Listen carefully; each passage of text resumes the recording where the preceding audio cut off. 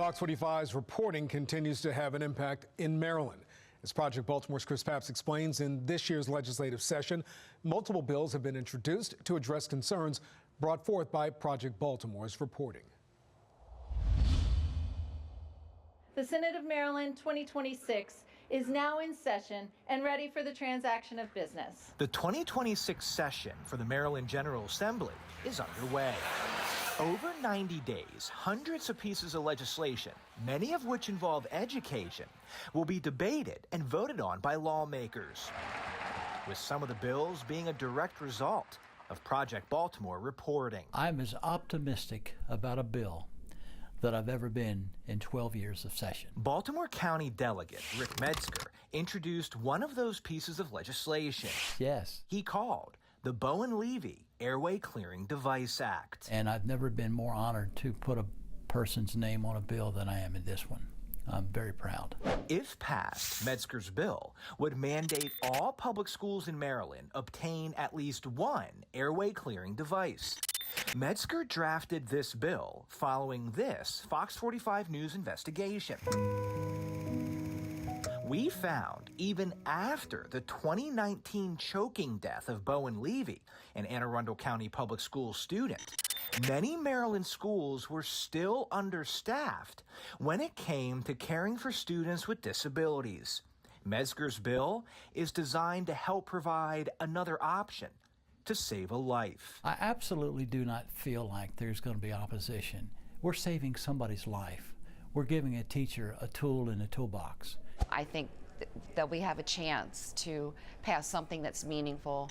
Carroll County Delegate April Rose has also introduced legislation following Project Baltimore's reporting, this time concerning how public schools are funded. Under current state law, public school funding is based on the number of students enrolled on one day, September 30th.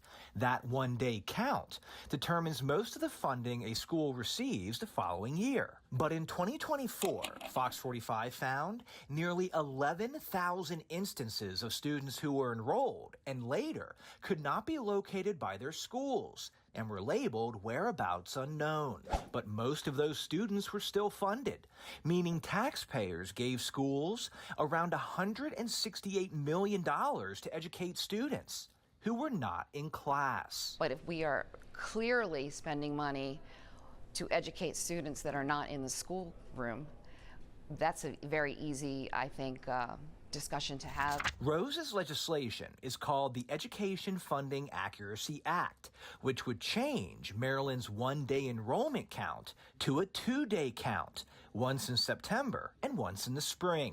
School funding would then be determined by an average of the two counts. I'm hopeful that since we're talking about affordability and accountability, that seems to be the theme this year of this legislative session, I think this bill is perfectly aligned to work on both of those issues. While Rose and Metzger's bills impact the entire state, Baltimore County State Senator Carl Jackson has introduced legislation to address a local issue. I think we're in a time now where taxpayers want to know how their money is being spent. In Baltimore County Public Schools, $1.4 billion, roughly 50% of the district's total budget, comes from Baltimore County.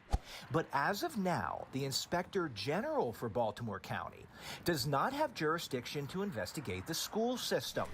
Jackson's proposed legislation seeks to change that. I think it has a good chance to pass. Montgomery County's Inspector General has jurisdiction over the school system. Prince George's County Public Schools has its own Inspector General. Jackson's bill would give Baltimore County Council the authority to expand the IG's jurisdiction to include BCPS. Opponents, such as Baltimore County Councilman Julian Jones, have argued Maryland already has an Inspector General for Education, and BCPS does not need additional oversight. Jackson disagrees, and he thinks taxpayers do too. I understand that there's a state OIG, but the state OIG has jurisdiction over 20, we have 24 jurisdictions. Having the localized OIG have oversight over BCPS, give it a more localized focus, and that's what we want. Project Baltimore will be in Annapolis as these bills make their way through the legislature. We will provide you with updates as they become available. I'm Chris Pabst, and this is Project Baltimore. Project Baltimore's reporting has had an impact in previous Maryland legislative sessions. Multiple laws have been written in response to what they've uncovered. First, in 2021, then Governor Larry Hogan signed a new law making Maryland the first state in the country to ban registered sex offenders from being students inside public schools. This was in response to a Project Baltimore investigation that found a 21-year-old convicted sex offender was attending Parkville High School in Baltimore County. At the time, teachers, students, and parents were not told that a sex offender was in the building. Then in 2024, Governor Wes Moore signed a bill with language banning certain juvenile sex offenders from attending school in person.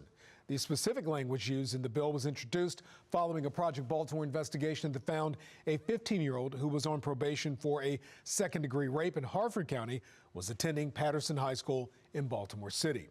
The new law mandates that school systems provide alternative means of education, such as virtual learning, for registered adult and juvenile sex offenders. If you have a story about public education for Project Baltimore, you can call their hotline, send an email, or message them on social media.